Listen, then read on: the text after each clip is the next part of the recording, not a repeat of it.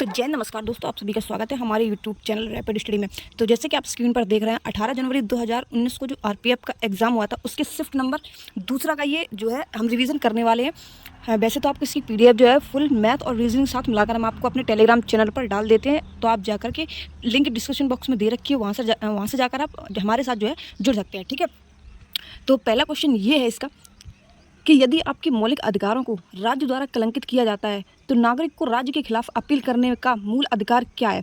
तो मूल अधिकार क्या होगा, तो संवैधानिक उपायों का जो अधिकार होता है वही मूल अधिकार होगा अगर राज्य आपके मौलिक अधिकारों को कलंकित करता है तो। ठीक है, बाकी समानता का अधिकार तो मौलिक अधिकार है, अभिव्यक्ति की स्वतंत्रता ये भी मौलिक अधिकार में आता है, और शोषण से सुरक्षा का अधिकार ये भी मौलिक अधिकार में आता है। मौलिक अधिकार कहाँ से लिए गए हैं, तो अमेरिका के संविधान से लिए गए हैं। अगर आर्टिकल की बात कर लेते हैं मौलिक अधिकार के, तो 12 से लेकर 35 तक जो है वो मौलिक अधिकार आर्टिकल में है। ठीक है, अनुच्छेद भाग की बात कर लेते हैं तो भाग 3 में जो है वो मौलिक अधिकार वर्णित है। इसके अलावा अगर बात करें तो डॉक्टर भीमराव अंबेडकर ने संविधान की आत्मा कहा है किसको, संवैधानिक उपचारों के अधिकार को।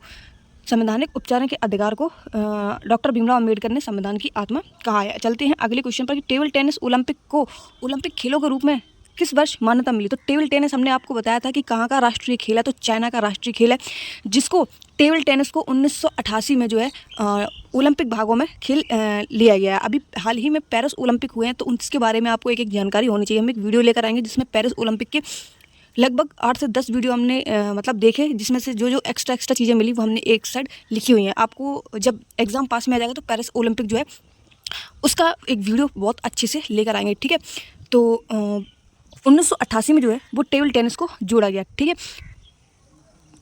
क्षेत्रफल की दृष्टि से विश्व का 7वां सबसे बड़ा देश कौन सा है, तो भारत जो है विश्व का 7वां सबसे बड़ा देश है, जो कि विश्व के क्षेत्रफल का 2.42% है। विश्व के क्षेत्रफल की बात हो रही है। ठीक है, क्षेत्रफल की दृष्टि से भारत से 6 और बड़े देश है। कौन कौन से, सबसे बड़ा है रसिया, उसके बाद है कनाडा, उसके बाद में है चाइना, उसके बाद में है यूएसए, उसके बाद में है ब्राज़ील, एवं उसके बाद में है क्या, ऑस्ट्रेलिया। ठीक है, इसके बाद अगले क्वेश्चन पर चलते हैं कि क्वथनांक से नीचे किसी भी तापमान में द्रव को परिवर्तित करने की प्रवृत्ति को क्या कहते हैं, तो कहते हैं क्या, बाष्पीकरण कहते हैं। क्या कहते हैं, बाष्पीकरण कहते हैं। ठीक है, लाहौर कांग्रेस अधिवेशन के अध्यक्ष कौन थे, तो लाहौर अधिवेशन कांग्रेस के अध्यक्ष कौन बने थे, तो ये कौन बने थे, ये बने थे पंडित जवाहरलाल नेहरू। और कब बने थे, तो 1929 में पंडित जवाहरलाल नेहरू जो है वो बने थे, जिन्होंने एक लक्ष्य माना था। कौन सा लक्ष्य माना था, पूर्ण स्वराज जो लक्ष्य है इसको माना था। ठीक है, इसके अलावा आगे चलते हैं। एक चीज़ और इसमें याद रखें कि 26 जनवरी को क्या मनाते हैं, तो सांकेतिक स्वाधीनता दिवस मनाया जाता है। क्या, सांकेतिक स्वाधीनता दिवस जो है वो कब मनाया जाता है, 26 जनवरी को मनाया जाता है। निम्नलिखित में से किस राज्य की लंबी सबसे तटरेखा मिलती है, तो गुजरात की जो है लगभग 7516 किलोमीटर जो तटरेखा है ये मिलती है। ठीक है, तटरेखा की बात हो रही है।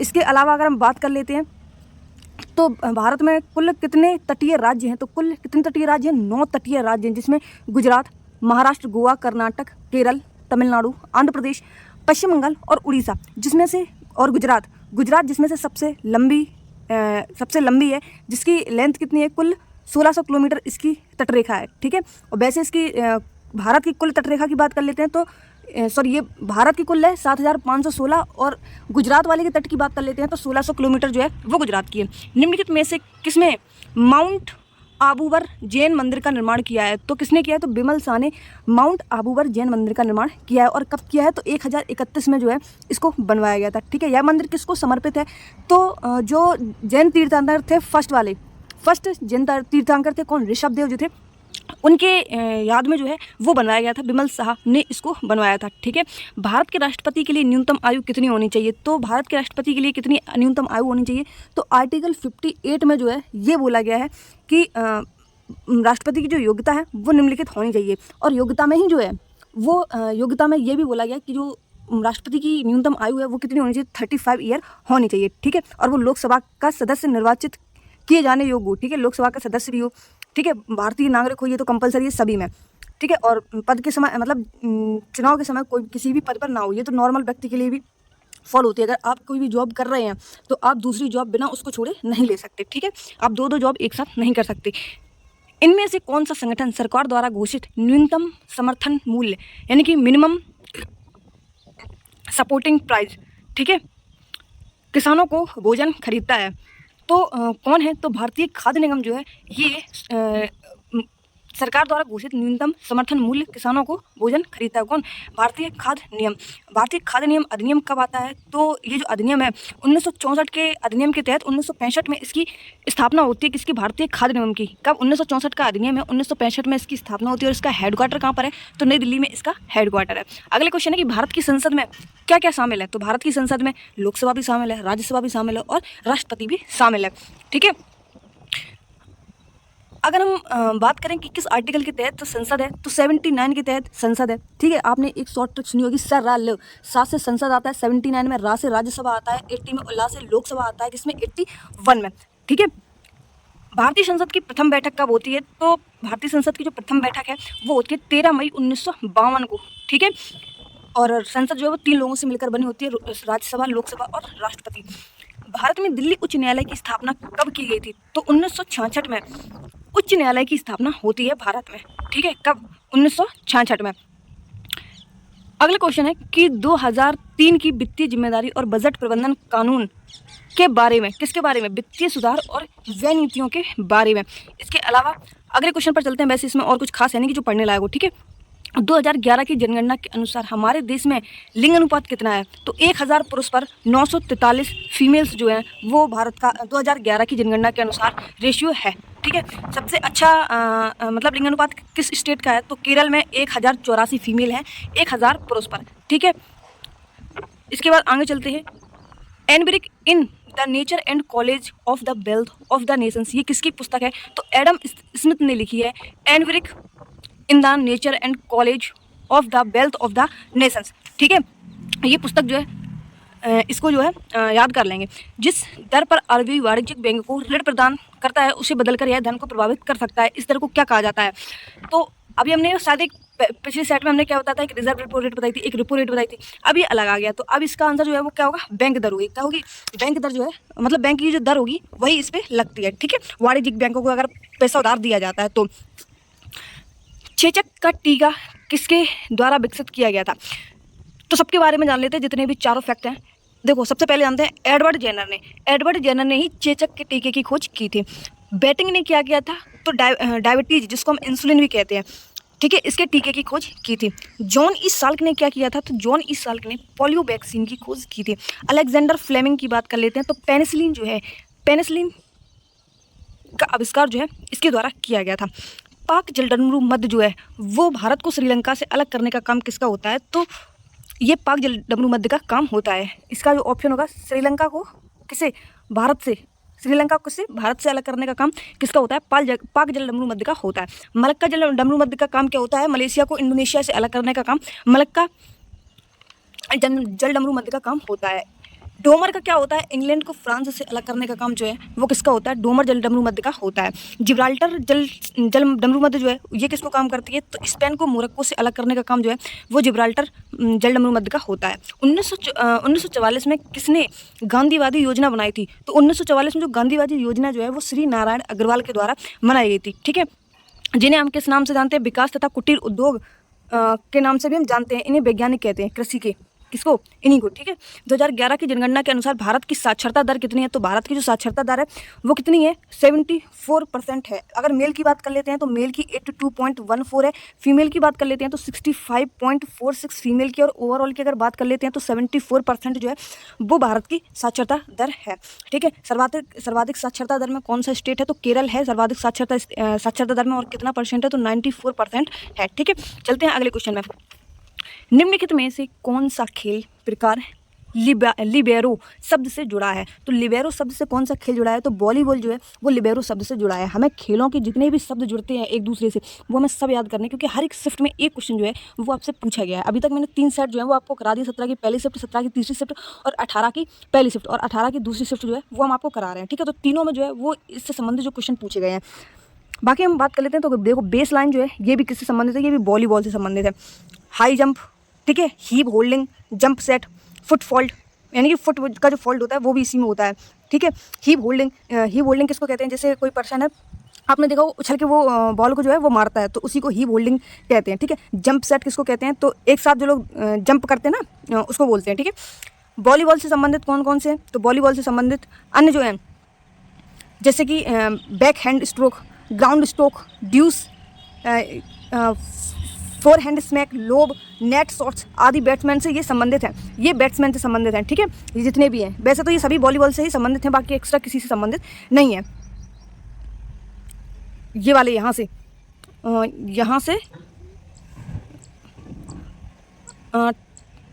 सॉरी, ये यहाँ से लेकर यहाँ तक आदि जो है वो वॉलीबॉल से संबंधित है, ये यहाँ तक, ठीक है। वॉलीबॉल से लिखिए, ये वॉलीबॉल से आगे जितने भी हैं ये वॉलीबॉल से संबंधित है। बाकी ये जितने हैं back head stroke, ground stroke, deuce, ये टेनिस से संबंधित हैं, ठीक है। और बैक हैंड लो सब वर्ड फॉर्मेट, ये सब किससे है, ये सब बैडमिंटन से संबंधित है, ठीक है। तो इन तीनों को जो है वो ढंग से याद कर लेंगे।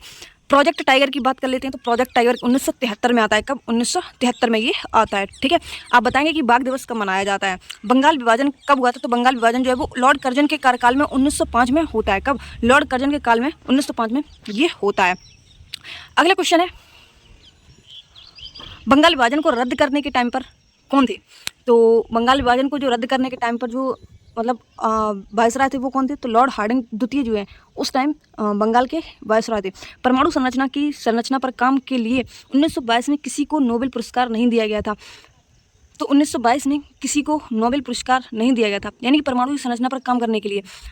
तो देखो परमाणु की जो संरचना है ये अर्नेस्ट रदरफोर्ड, जेम्स चैडविक और जे थॉमसन, इन तीनों को जो है इन्होंने परमाणु की संरचना पर तो काम किया था, लेकिन नील्स बोन जो है इन्होंने परमाणु की संरचना पर काम जो है वो नहीं किया था, ठीक है। तो 1922 में जो है वो किस किस को नोबेल पुरस्कार दिया गया था? तो अर्नेस्ट रदरफोर्ड को दिया गया था, जेम्स चैडविक को दिया गया था, जे थॉमसन को दिया गया था, ठीक है। एक छोटी सी ट्रिक आपने पढ़ी होगी, ईंट पर नाचे, यानी कि थॉमसन इन्हें इलेक्ट्रॉन की खोज के लिए जाना जाता है, ठीक है। रदरफोर्ड जो है इन्हें परमाणु की खोज के लिए जाना जाता है। किसकी? परमाणु की खोज के लिए, ठीक है। ईंट पर नाचें, ईंट पर नाचें। न्यूट्रॉन की खोज जो है वो किसके द्वारा? या तो फिर चैडविक मान लेते हैं या फिर गोल्डस्टाइन, इन दोनों को जो है वो न्यूट्रॉन की खोज के लिए जाना जाता है। भारत द्वारा प्रेरित पहला सक्रिय उपग्रह कौन सा है? तो पहला सक्रिय उपग्रह कौन सा है? तो आर्यभट्ट, आपने नाम सुना होगा, ठीक है। इसमें क्वेश्चन में कुछ भी ज़्यादा इंपॉर्टेंट और नहीं है। निम्नलिखित में से कौन मस्क्यूलो स्केलेटल यानी कि RER सतह से जुड़ा है? तो किससे जुड़ा है? ये राइबोसोम जो होती है उससे ये जुड़ा है, ठीक है। अगला क्वेश्चन है, इनमें से किसके द्वारा सविनय अवज्ञा आंदोलन तमिलनाडु में आयोजित किया गया था? तो C राजगोपालाचारी के द्वारा जो सविनय अवज्ञा आंदोलन है ये तमिलनाडु में आयोजित किया गया था। चलते हैं अगले क्वेश्चन की ओर। अगला क्वेश्चन है, उगते सूरज की भूमि के रूप में किसे जाना जाता है? तो उगते सूरज की भूमि के देश में जो है वो जापान को जाना जाता है। और अभी 31 की सेकंड शिफ्ट में जो है ये क्वेश्चन मेरी शिफ्ट में आया था उत्तर प्रदेश के पुलिस में, ठीक है, कि उगते सूरज की भूमि किसको कहा जाता है? तो जापान को कहा जाता है। ऑस्ट्रेलिया को क्या कहा जाता है? तो land of the golden please के नाम से जो है ऑस्ट्रेलिया को जाना जाता है। भूटान को किस नाम से जाना जाता है? तो लैंड ऑफ थंडरबोल्ट के नाम से भूटान को जाना जाता है। दक्षिण का ब्रिटेन किसको कहते हैं? तो न्यूजीलैंड को जो है वो दक्षिण का ब्रिटेन कहते हैं। भारत की सीमा किन किन देशों से लगती है? तो भारत की जो सीमा है आप सभी को पता है कि चाइना हो गया, ठीक है, अफगानिस्तान हो गया लद्दाख की साइड में, भूटान हो गया, बांग्लादेश हो गया, नेपाल हो गया, ठीक है, पाकिस्तान हो गया। इसके अलावा जो है और भी कई देश जो हैं वो लगते हैं, ठीक है। तो इसमें किन देशों से लगी हुई है? तो इसमें कौन सा ऑप्शन है? जो अफगानिस्तान है इससे लगती है, ठीक है। और अफगानिस्तान की भी सीमा किस स्टेट से लगती है? तो लद्दाख वाले एरिया से इसकी जो सीमा है वो लगती है, ठीक है। और अगर पाकिस्तान की बात कर लेते हैं तो पंजाब, ठीक है, राजस्थान वाले जो एरिया है उस साइड, यानी कि अपने लेफ्ट साइड में जो ऊपर की ओर, ठीक है, तो पाकिस्तान की सीमा जो है वो लगती है, ठीक है। इसके अलावा और नेपाल की बात कर लेते हैं तो नेपाल जो है वो उत्तर प्रदेश की साइड, ठीक है, नॉर्थ ईस्ट की साइड जो है वो लगती है। अगर आपको आपने मैप पढ़ा है अच्छे से तो आपको ये चीज़ें सभी आ जाएंगी, ठीक है, दिमाग में एक बार में, वरना माइंड से ऊपर निकल जाएंगी। भारत और अफगानिस्तान के बीच में कौन सी सीमा है? तो ये सीमा है डूरंड रेखा, जिसको हम डूरंड रेखा कहते हैं, ठीक है। आपातकालीन घोषणा शब्द किस आपातकाल की व्याख्या करता है? तो राष्ट्रीय आपातकाल जो है ये आपातकाल की घोषणा करता है, ठीक है। कौन सा? राष्ट्रीय आपातकाल जो है ये है, ठीक है। कल हमने आपको बताया था कि राष्ट्रीय आपातकाल 352 में है, ठीक है, राष्ट्रपति शासन 356 में है और वित्तीय आपातकाल 360 में है, ठीक है। 352 वाला जो है वो उत्तर प्रदेश की पुलिस में, ये मेरी शिफ्ट में पूछा गया था। देखो एक ही सेट से कितने क्वेश्चन जो है वो अलग अलग एग्जामों में मिल रहे हैं। अगर ये पहले ही किया होता ना तो वहाँ पे कन्फ्यूजन वाली बात थोड़ी सी भी नहीं होती, ठीक है। हाँ, तो जिनके क्वेश्चंस गलत हुए हैं तो वो प्रीवियस ईयर क्वेश्चंस जो है सभी के ज़्यादा से ज़्यादा लगाने की कोशिश करें, चाहे वो फिर किसी के भी बने रहे हैं। ऐसा तो है नहीं कि उत्तर प्रदेश पुलिस में इनसे क्वेश्चन नहीं पूछे गए, आरपीएफ में जो क्वेश्चन पूछे गए सेम टू सेम एग्जैक्टली देखो एक ही से 3 क्वेश्चन मिल गए आपको, एक राष्ट्रपति शासन वाला और एक वो उगते सूरज का देश किसको कहते हैं, ठीक है, और एक क्वेश्चन और अभी शायद हमने आपको पीछे बताया हुआ है, बुद्ध के जीवन की घटनाओं को किस में लिखा हुआ है। तो जातक कथा जो है उनमें बुद्ध के जीवन की घटनाएं जो है वो लिखी गई हैं। अगला क्वेश्चन है कि तारों में प्लाज्मा चरण का गठन के कारण किसको कहा जाता है। तो उच्च गुरुत्वाकर्षण तारों में प्लाज्मा चरण के गठन का कारण होता है, ठीक है। बाकी इसमें और इम्पोर्टेंट कुछ है नहीं। किस अनुच्छेद के तहत सूचना का अधिकार अपराध के लिए गिरफ्तार किए जाने के लिए स्पष्टीकरण प्राप्त करता है। तो ये कौन है, तो अनुच्छेद 22 जो है, कौन सा अनुच्छेद 22 जो है कि सूचना के अधिकार को अपराध के लिए गिरफ्तार किए जाने के लिए स्पष्टीकरण प्राप्त करता है। 18 में क्या है, उपाधियों का अंत है। अनुच्छेद 32 क्या कहता है, तो अनुच्छेद 32 जो है ये एक तो संपत्ति से भी है, ठीक है, और इसको संविधान की आत्मा भी कहा गया है। किसको, अनुच्छेद 32 को किसने कहा है, तो भीमराव अंबेडकर ने अनुच्छेद 32 को संविधान की आत्मा कहा है, ठीक है, जिसे संवैधानिक उपचारों को उपचार भी कहते हैं। यही चीज़ इसमें लिखी हुई है। 18 में उपाधियों का अंत लिखा हुआ है। 23 में क्या लिखा हुआ है, तो मानव के दुर्व्यापार और बलात्श्रम का प्रतिषेध किया गया है, ठीक है। और अनुच्छेद 22 क्या कहता है, किसी भी व्यक्ति को गिरफ्तारी से संरक्षण प्रदान करना, ये इसका नाम है। उज्बेकिस्तान की राजधानी क्या है, तो उज्बेकिस्तान की राजधानी कौन सी है, तो ताशकंद जो है उज्बेकिस्तान की राजधानी है, ठीक है। यूएई की राजधानी कौन सी है, तो अबू धाबी है।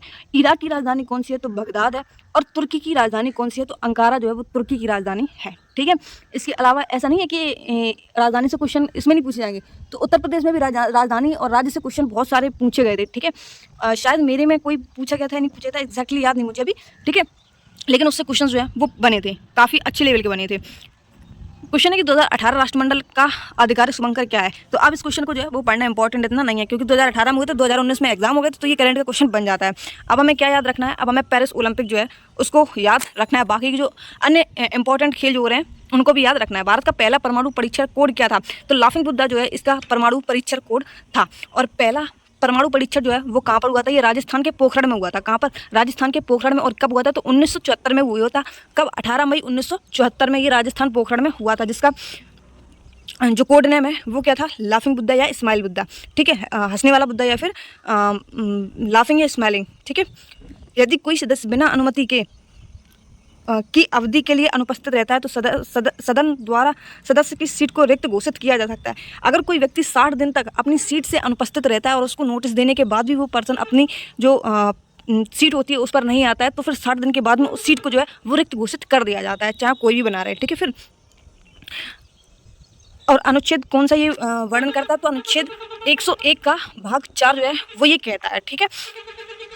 अमरावती शैली की वास्तुकला किस राज्य से संबंधित है, तो अमरावती किससे होता है, आंध्र प्रदेश से ही। आपको समझ, अमरावती जो है अभी कुछ टाइम के लिए इसको राजधानी बनाया था, कुरनूल भी बनाया गया था, ठीक है। तो आंध्र प्रदेश जो है वो किससे संबंधित है, अमरावती से संबंधित है। निम्नलिखित में से किस नदी को दुख की नदी के रूप में जाना जाता है, तो दुख की नदी के रूप में किसको जाना जाता है, तो दामोदर नदी जो है इसको दुख की नदी के रूप में जाना जाता है, जो कि झारखंड के नागपुर पठार से होकर निकलती है। कहाँ से, झारखंड के नागपुर पठार से होकर निकलती है कौन सी, दामोदर नदी, ठीक है।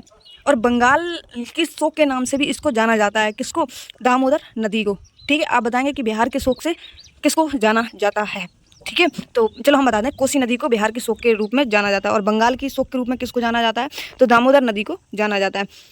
पिट्यूटरा ग्रंथि जुड़ी है, तो पिट्यूटरा ग्रंथि किससे जुड़ी होती है, तो मस्तिष्क से जुड़ी होती है। किससे, मस्तिष्क से जुड़ी होती है, जिसे हम टर्सिका सेल भी कहते हैं। क्या कहते हैं, सेल टर्किरा कहते हैं, ठीक है। और इसी को हम मास्टर ग्रंथि के रूप में भी जानते हैं, पिट्यूटरा ग्रंथि को, ठीक है। किस चार्टर कानून ने भारत में ईस्ट इंडिया कंपनी के एकाधिकार कारोबार को खत्म कर दिया, तो कब कर ख़त्म कर दिया गया है, ये चार्टर एक्ट 1813 के तहत जो है वो ख़त्म कर दिया गया है। हम एक सीरीज़ शुरू करने वाले हैं, 10 मिनट की सीरीज़ जो है, ठीक है।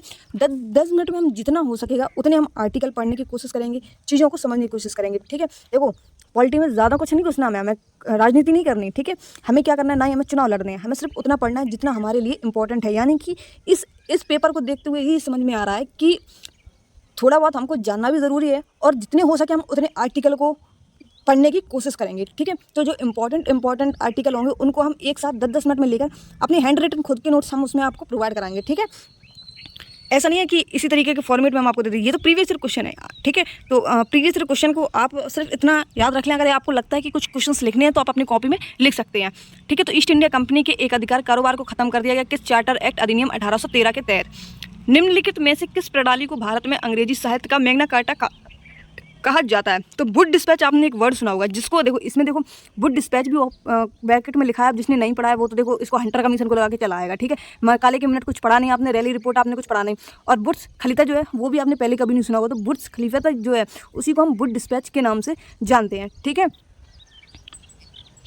इसी के अलावा अगर हम बात करें किसकी, अगले क्वेश्चन की, कि भाला फेंक खेल जो है वो किससे संबंधित है। तो नीरज चोपड़ा ने जब 7 अगस्त को इन्हीं के द्वारा जो है भाला फेंक दिवस जो है 7 अगस्त को मनाया जाता है। और कौन जुड़े हुए हैं, तो नीरज चोपड़ा जो है वो भाला फेंक से जुड़े हुए हैं। एक टाइम में हिमा दास भी बहुत फेमस थी, ठीक है, जिन्हें बाद में असम के डीएसपी के रूप में इन्हें नियुक्त कर दिया गया। ये किससे संबंधित थी, तो ये दौड़ से संबंधित थी। रनिंग में इन्होंने 800 मीटर में, 400 मीटर में इन्होंने बहुत सारे मेडल उस टाइम जीते थे एक टाइम के बाद में। सुशील कुमार की बात कर लेते हैं। तो सुशील कुमार किससे संबंधित हैं, और साक्षी मलिक, ये दोनों कुश्ती से संबंधित हैं। किससे, कुश्ती से संबंधित हैं। ऊषा रानी की बात कर लेते हैं। तो ये ऊषा रानी मैंने तो देखो पहले कभी पढ़ा नहीं किससे संबंधित है किससे नहीं, ठीक है, इनको छोड़ देते हैं। पीवी सिंधु किससे संबंधित है, तो पीवी सिंधु सभी को पता है बैडमिंटन से संबंधित है। आपातकाल के समय किस अनुच्छेदों को निलंबित नहीं किया जाता है। तो अनुच्छेदों के समय जो है वो आर्टिकल 20 और 21 इन 2 अनुच्छेदों को जो निलंबित नहीं कर सकते, ठीक है। अनुच्छेद 19 क्या कहता है कि बोलने की स्वतंत्रता, ठीक है, बोझ संघ आवागमन बस व्यापार, ठीक है, इनको जो है हम बंद नहीं कर, मतलब इनको भी हम बंद कर सकते हैं कि आपको फिर बोलने का अधिकार इतना नहीं होगा, ठीक है। कहीं भी आने जाने की जो मतलब आपके पास अभी छूट है वो फिर नहीं रहेगी, ठीक है। प्राण एवं देह की स्वतंत्रता, ये सभी जितने भी हैं मतलब सिर्फ 20 और 21 को छोड़कर, ठीक है, इन दोनों को निलंबित नहीं किया जा सकता है। यही बात बोली गई है इसमें कि राष्ट्रीय आपातकाल की घोषणा की जाती है अनुच्छेद 20 और 21 को छोड़कर सभी मूल अधिकारों को निलंबन स्वतः ही हो जाता है, ठीक है। आपको बताया नहीं जाएगा कि आपके प्रत्येक व्यक्ति को ये चीज़ें आपको पता होनी चाहिए। अगर आपातकाल लगता है तो सिर्फ 20 और 21 ही आर्टिकल जो है वो खत्म नहीं किए जाएंगे, बाकी ऑटोमेटिकली सभी जो है वो खत्म हो जाएंगे। सजावटी लिखावट के निर्माण की संरचना को क्या कहा जाता है, तो इसको क्या कहा जाता है, सुलेख कहा जाता है। क्या कहा जाता है, सुलेख कहा जाता है सजावटी लिखावट के निर्माण की संरचना को, ठीक है। मानव आवाज़ की मशीन में कितने वाद्य यंत्र होते हैं, तो मानव की जो आवाज़ मशीन होती है इसमें 2 यंत्र होते हैं। कितने, 2। जैसे आपने कान में सुनने वाली मशीन जो होती है उसमें कितने यंत्र होते हैं, ऐसे याद रख सकते हैं। तो 2 यंत्र होते हैं। कितने, 2। निम्नलिखित में से कौन सा मूल भारतीय खेल है, तो भारतीय खेल कौन सा है, खो खो जो है। इसमें कितने व्यक्ति होते हैं, तो 9 व्यक्ति जो हैं वो खो खो में होते हैं, ठीक है। क्रिकेट में कितने व्यक्ति होते हैं, तो क्रिकेट में 11 व्यक्ति होते हैं। बाकी रग्बी और जूडो जो है, जूडो कहाँ से संबंधित है, तो जापान से संबंधित है, ठीक है। रग्बी फुटबॉल जो है, रग्बी जो है वो अन्य देश जो है वो खेलते हैं, ठीक है। खो खो भारतीय मूल का खेल है जिसकी उत्पत्ति महाराष्ट्र के पुणे में हुई। इस खेल की स्थापना लोकमान्य तिलक ने की थी, जिसमें प्रत्येक टीम में कितने 9 खिलाड़ी होते हैं, ठीक है। आप बताएंगे, आपने बताया था आपको एक पोलो गेम बताया था, एक वाटर पोलो बताया था। पोलो में कितने पर्सन होते हैं, तो 4, और वाटर पोलो में कितने होते हैं, तो वाटर पोलो में होते हैं 7, ठीक है। जब किसी वस्तु को एक निश्चित ऊंचाई से स्वतंत्र रूप से छोड़ा जाता है तो उसकी ऊर्जा पर क्या प्रभाव पड़ता है, तो उसकी ऊर्जा जो है वो तो घट जाती है, लेकिन गतिज ऊर्जा जो है वो बढ़ जाती है। कोई पर्सन है, पर्सन कोई मान लो ऊपर से आपने नीचे फेंक दिया तो उसकी गति तो बढ़ेगी, ठीक है। गतिज ऊर्जा है वो बढ़ जाएगी, लेकिन उसकी जो संभावित ऊर्जा है वो कैसी हो जाएगी, घट जाएगी, ठीक है। एक व्यक्ति जो संसद का सदस्य नहीं है वह किसी भी सदन से संबंधित नहीं है, ऐसे व्यक्ति को अधिकतम के लिए भारत के प्रधानमंत्री के रूप में नियुक्त किया जा सकता है। तो कोई व्यक्ति है वो संसद का सदस्य नहीं है, ठीक है, ना ही वो किसी सदन का सदस्य है, उसको 6 महीने की अवधि तक प्रधानमंत्री के रूप में नियुक्त किया जा सकता है। कितने, 6 महीने की अवधि तक। जिम्नास्टिक के पिता के रूप में किसको जाना जाता है। अब देखो, अब इस क्वेश्चन से हमें क्या समझ में आता है कि जितने भी जनक हैं, एक उत्तर प्रदेश में पूछा गया था क्वेश्चन कि वॉलीबॉल के जनक के रूप में ये किसको जानते हैं, ठीक है।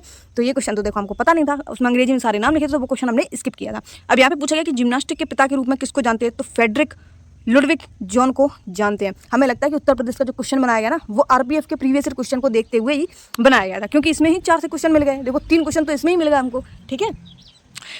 तो जिम्नास्टिक के जो पिता है वो किसको माना जाता है, तो फ्रेडरिक लुडविग को जॉन को जाना जाता है, ठीक है।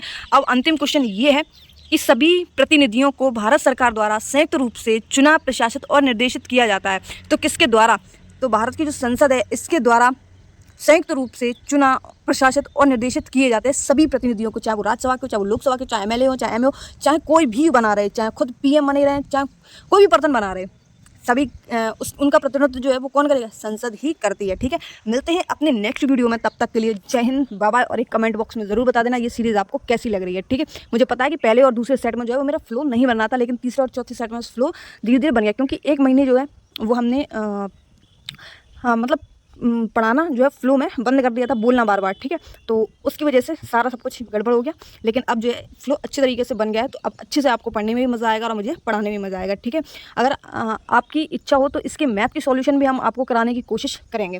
ठीक है, अगर ढंग से क्वेश्चन जो हैं वो बनाते बन जाएंगे तो।